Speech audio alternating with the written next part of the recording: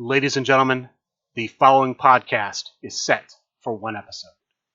Your host from Columbus, Ohio, is Michael Kirk. Welcome to the Outlaw Mudcast. Hello and welcome to the Outlaw Mudcast, your digital audio dirt sheet for all things Supershow. Top story this week, the Rip and Ship Create a Competitor Tournament. Now, this puts me in a weird place because at the time I'm recording this, the tournament has just begun.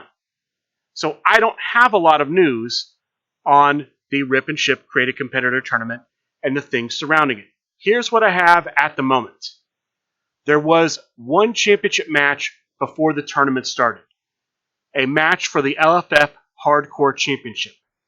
The challenger, John Von Masek, playing as Brett the Metalhead. The champion, the Italian Bombata, playing as Spencer Vance, the Boatswain's mate. This was a long Raven's Blood Cemetery match. In this match, you get an infinite number of breakout rolls. You break out when you roll your highest printed skill. For every breakout roll, you bury, based on your opponent's choice, cards either from your hand, your discard pile, or in play. The special finish in the Raven's Blood Cemetery match, when one player has all 30 cards back in the deck, they lose via special finish. As the crowd meter increases, the number of cards buried per breakout roll goes up. This match went to crowd meter 4. At crowd meter 4, for every breakout roll, 3 cards get buried. At crowd meter 4, hitting the finish, the opponent needed 9 breakout rolls to break out, which meant 27 cards were buried, more cards than in the discard pile, and in hand, and in play. So the winner via special finish, still champion, the Italian Bombata. Congratulations to the Italian Bombata for a successful defense. It was a hard-fought match by both players. Momentum swung back and forth. In the end, the Italian Bombata successfully defends. Congratulations to him. Then the tournament actually starts. 38 players in the tournament. There are going to be 5 Swiss rounds, and they're going to cut to a top 16 after the 5 Swiss rounds. Again, that is just started at the time I'm recording this. Hopefully, by the time this show is published, I'll receive the rest of the information regarding championship matches and regarding the tournament itself. I'll tack all that on at the end of the show if I can. A couple of other things of note. The finals match of the double elimination tag team tournament from Captain Con was supposed to take place live at Rip and Ship as part of this. Unfortunately, the Cheetah and the SRG boss unable to be at the tournament, so that match has been postponed for a later time. There's also been an announcement for a potential shot at a Triad qualifier match. SRG Universe has added entry cards to mystery boxes. These mystery boxes will be at Rip and Ship for the tournament today. They'll be at Level Up games. I don't know when. I'm not sure when the Level Up CAC is. The Sunshine Smackdown is the next one. They'll be in mystery boxes in general. Apparently there's a 1 in 6 chance of opening the mystery box and getting a signed entry card by Madison. Not sure who Madison is. When you get one of those entry cards, you can turn it in. You'll get a copy of the new competitor, the winning ticket, and you'll get a shot to be in a Triad qualifier match. If 3 of those tickets get pulled at Rip and Ship Arena today as I'm recording this, they may have a live Triad qualifier match for the Triad Championship at Rip and Ship. We will have to see. That's the news I have for you right now coming out of Rip and Ship Arena. Again, more later if it comes in time. Since I'm talking about Create a Competitor tournaments, upcoming Create a Competitor tournaments, March 1st, 2 weeks from now, Saturday, Sunshine Smackdown, Create a Competitor tournament, House Rules Gaming, Kissimmee, Florida. It will start at noon, bell time at noon. Registration opens at 11. There will be an Elimination Chamber watch party afterward. So if you want to stay and watch the WWE Elimination Chamber, you can. Sunday, they will also have matches. They'll have a single elimination tag team tournament, as well as just open play. They will have an Underworld Championship match, a Tornado Tag Team Championship match, a Trios Championship match, and possibly a United States Championship match. Let me go over those briefly. The LFF Underworld Championship match is going to be between the challenger Mr. Pollywood, playing as Kota Ibushi, and the champion Drew Madsen, playing as Mimic. The LFF Trios Championship is going to be between, and let me talk about this first, because earlier this week, Wednesday after Talk of the Universe, we had a featured match for the LFF Trios Championship. Normally I would talk about that later in the show, but it ties in here. In that match, we had the challenger Rowdy Ron, playing as Ursus the Wrestling Bear, favorite of mine. The champion Ron Rumble, champion with the family. Standard trios match, it goes to crowd meter 1. The winner, still champion, Ron Rumble. So Ron Rumble wins. The turning point in that match was a well-placed, derailed, destroyed Rowdy Ron's hand. Rowdy Ron never able to recover from that, but presses on, makes it a crowd meter 1 match. Ron Rumble, though, successfully defends. He will defend the LFF Trios Championship at Sunshine SmackDown against Arcade Addict Aaron, who will be playing as the My Girls Trio. That's the second match we have. The third match, the LFF Tornado Tag Team match that will be happening at the Sunshine SmackDown, is going to be as a result of a Master of Ceremonies cash-in.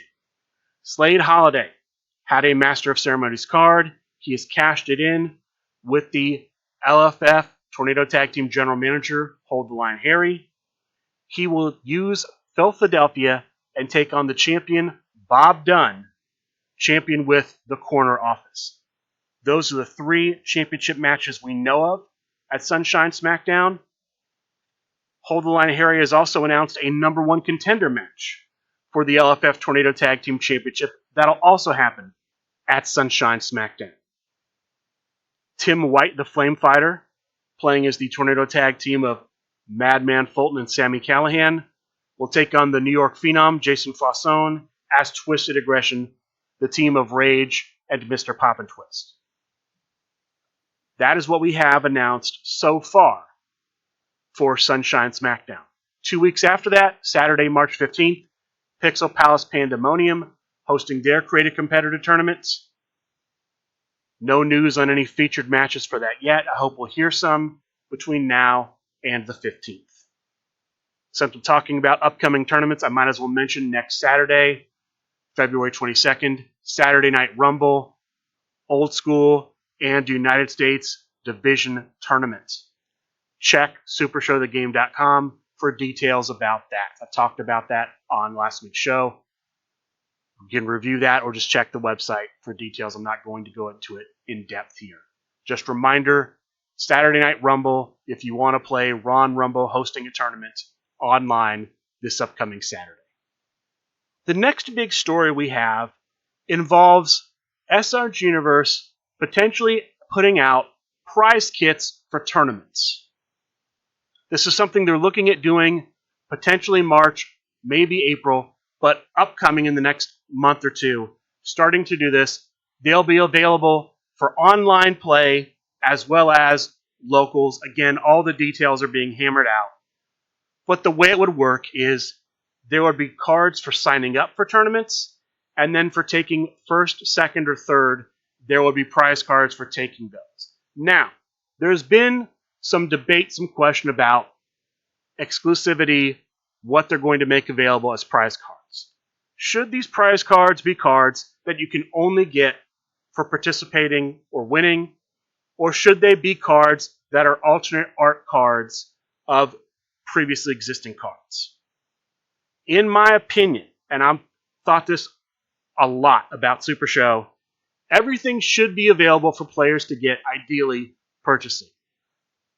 One of the strengths of this game to me, one of the reasons why I play it, among many reasons, is that it's not a pay-to-win type game. A lot of games, to me, they end up being about who can essentially assemble the best elements either through buying a bunch of random product and hoping to get those things you need randomly, or paying a high price on the secondary market for the best things.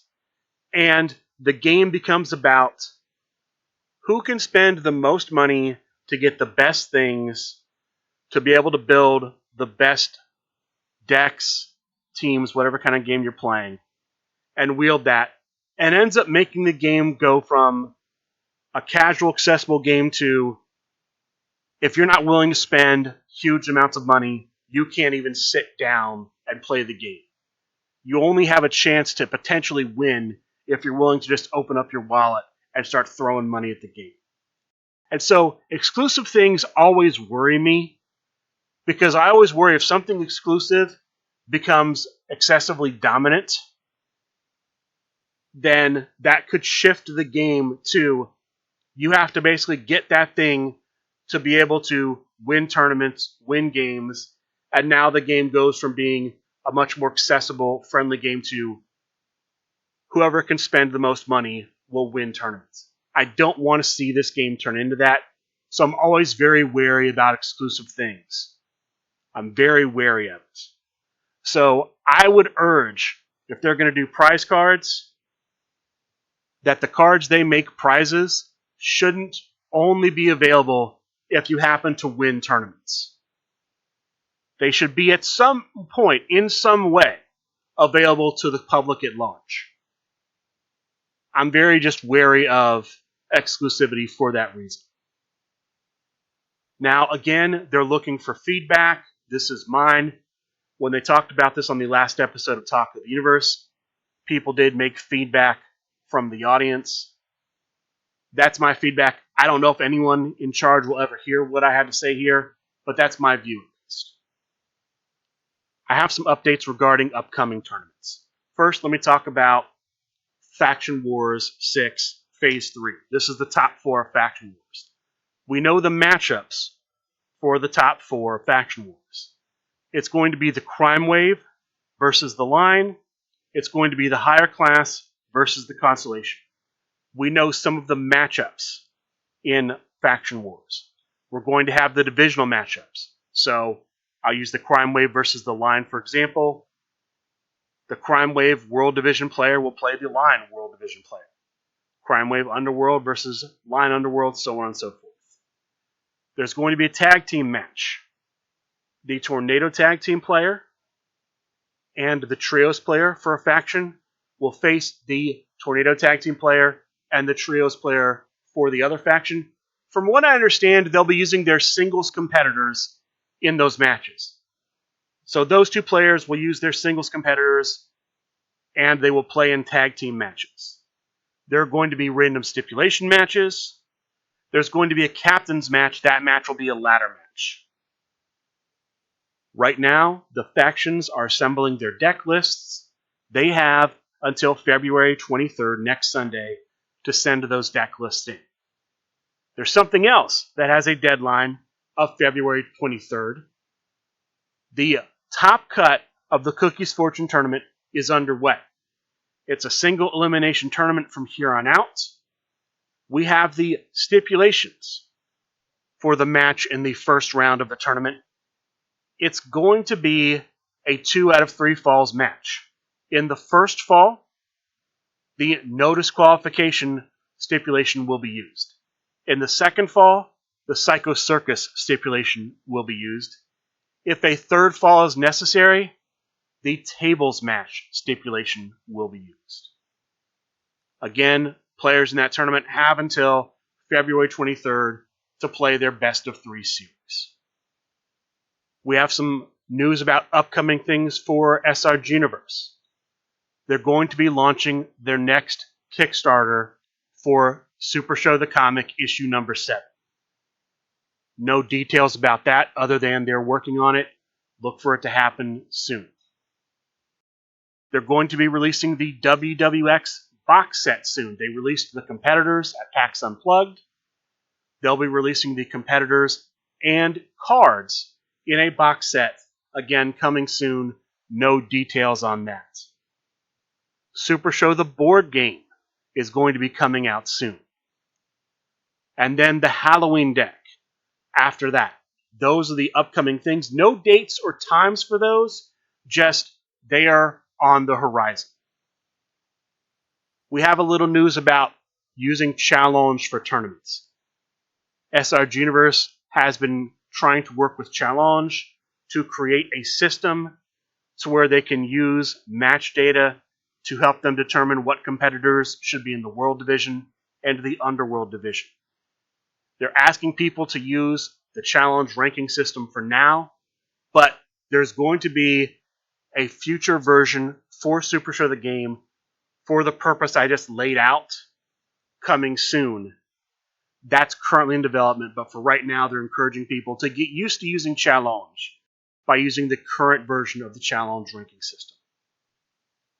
Going back to product news, the new weapon series at the strike spot, the baseball bat series, they're going to put that out. There's some questions about, do they want to release it as convention exclusives like they normally do, or do they want to release it as like a full set?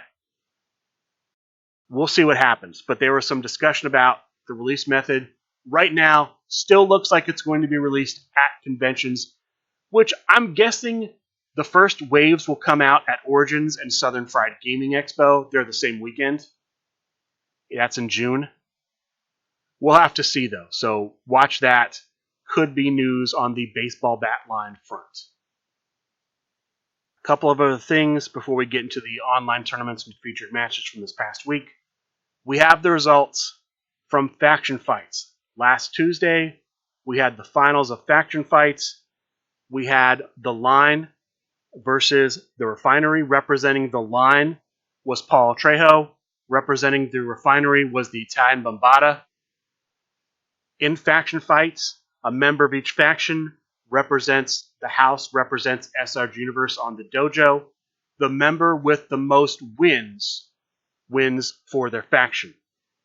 There were no wins during Faction Fights on Tuesday night until the end of Faction Fights, until they reached the 2-minute match portion. At the 2-minute match portion, one person won a match. So, by a score of 1-0, winning Faction Fights for their faction, Paul Trejo and the line. Congratulations to Paul, congratulations to the line for winning Faction Fights. Now, it hadn't been announced there would be a third place match. That is kind of up in the air for now. We'll have to see what happens. As of right now, though, it does not appear there's going to be a third place match. That could change. The last thing I have before the online tournaments and featured matches, the next defense of the LFF Tri-State Tag Team Championship, per their new general manager, Swaggy D, is going to be next Sunday, February 23rd at Game King. The challengers, the team known as Cheese Factory, but with K's instead of C's in Cheese Factory, the team of Evil Ed the Cheesehead and Franklin Turtle Clark. They will challenge champions Young, Smart, and Financially Stable, the team of Elder Dan and Wrench Monkey. Again, that'll be a New York Rules match because all of the Tri-State Championship matches are New York Rules matches. It'll start at Crown Meter 1. It'll have no disqualifications. And with that, let's go through the online tournaments and featured matches. We will start Monday with Monday Night Fights. Small tournament this week, Underworld Division tournament. World Division competitors booked. All other singles competitors legal subject to 2020 vision. 5 players in the tournament, round robin, so they each played the other 4. Top 2 faced off in a finals match. In the finals match, we had Brian Waitfort-Schmidt playing as the new version of Nyrab, Woken Dragon God, and the Italian Bombata playing as Forget About It.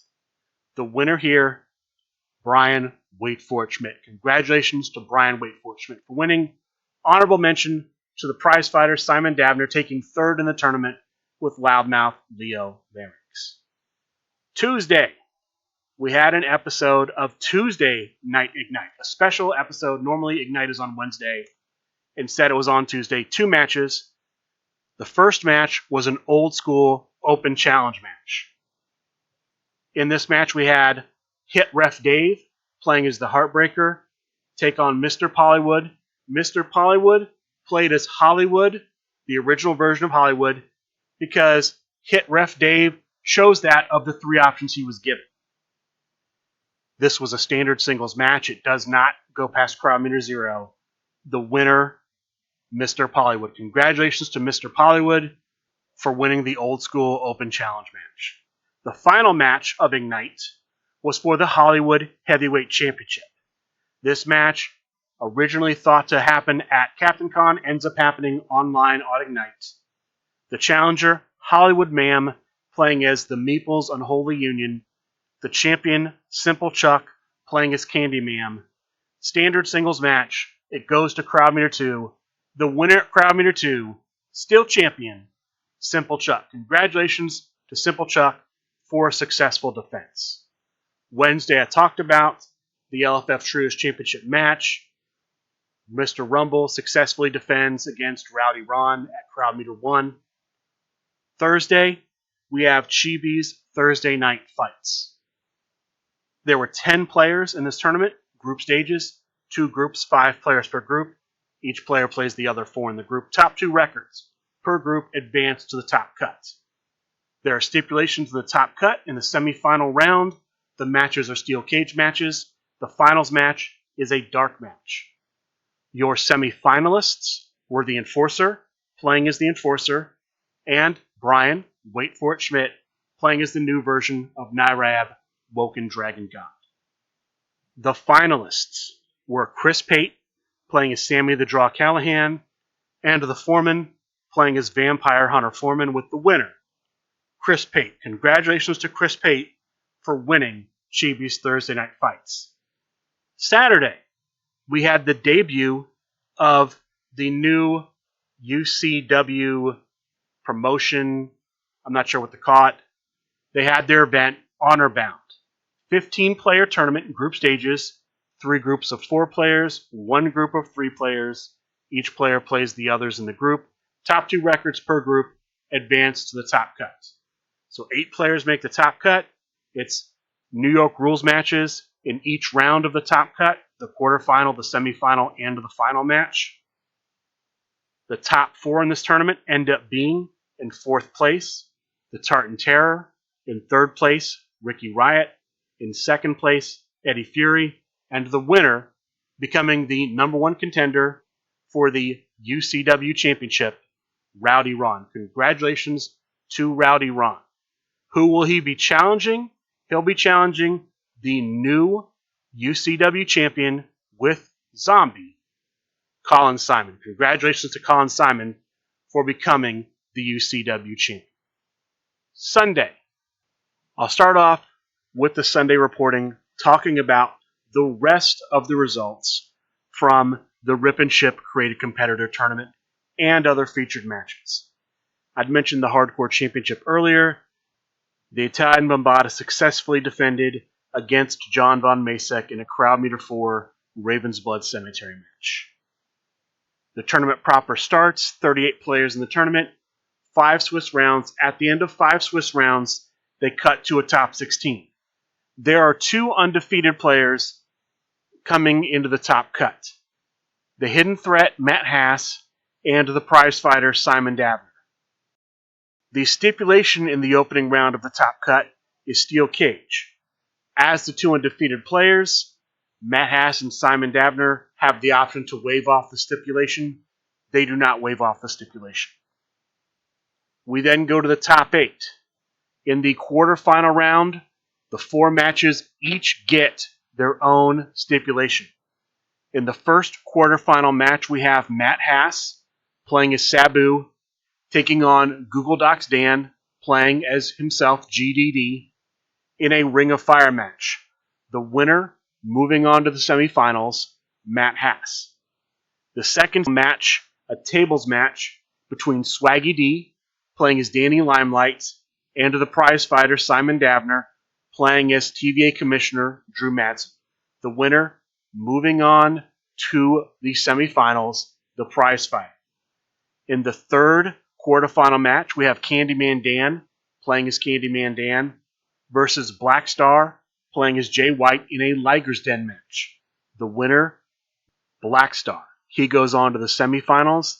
And then the last match, Press 1P, playing as Runtime Terror, versus Father Light, playing as Father Light in a steel chain match. The winner, Father Light. This gives us the following matches in the semifinal round.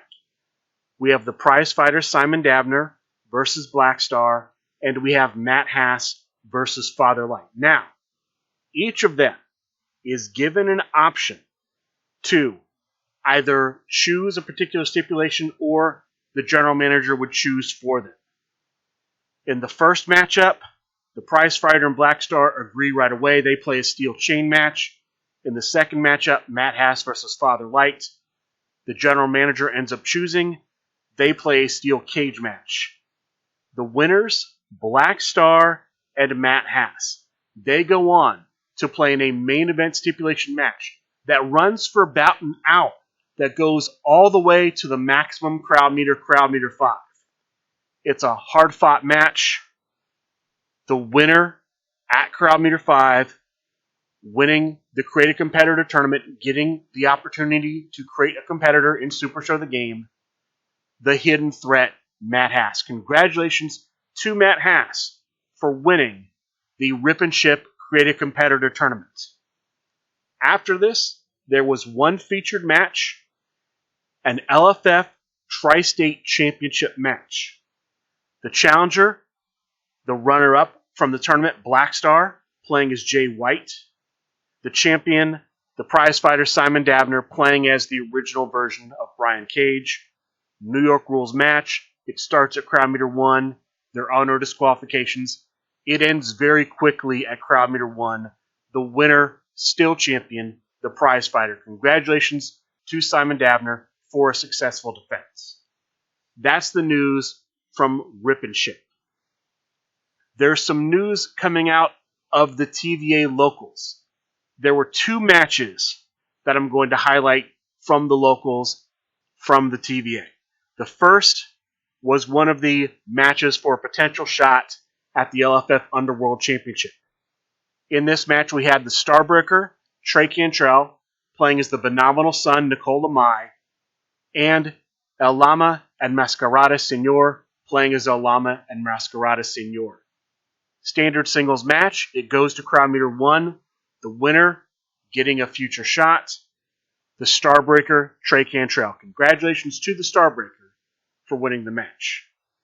The other match of note was for the Intergalactic Championship. The challenger, the Possum Kang, playing as Krampus. This was one of the 2 holiday competitor matches. The first match featuring Joe Lapuki already happened. This is the second. The champion, Zach Ashley, playing as Luna Hallows. Standard singles match. It goes to crowd meter 4. The winner at crowd meter 4, still champion, Zach Ashley. Congratulations to Zach Ashley for a successful defense. This brings us to Sunday night fights. Only one match on the match card, a match to fill the Midwest Coast Championship previously held and vacated by Alec Ventresca. It was a triad match, first fall, featuring Ricky Riot, playing as Big Bad Bobby D, versus the headband champion Matt Nealon, playing as the original El Super Hombre, versus the Meeple, playing as the Meeple's champion. About a half-hour long match. It ends up going to crowd meter 1. The winner and a new Midwest Coast champion, the headband champion Matt Nealon, a.k.a. Matt Pineapple. Congratulations to Matt Nealon for becoming the new Midwest Coast champion. As far as things coming up for next week, there will be a Monday Night Fights. It will be an Underworld Division tournament. There will be Dojo Tuesday night. There may be an Underworld Championship qualifier match, a match to become a future contender after Talk of the Universe. That is up in the air. It may be a match between Rhaegar Dragon God and Franklin Turtle Clark. We will have Sunday night fights next week. It will have at least 3, possibly up to 5 matches on it. The 3 matches that were for sure announced were a Deep South Tag Team Championship where I believe the champions Fault Line will take on challengers Ironic. A Deep South Championship match where the champion Simple Chuck will defend against Ron Rumble. And an LFF World Heavyweight Championship match where Candyman Dan will take on Yasmin in a dark match. With that being said, that is going to do it for this week's episode of the Outlaw Mudcast. I would like to thank all of you for listening, and good day.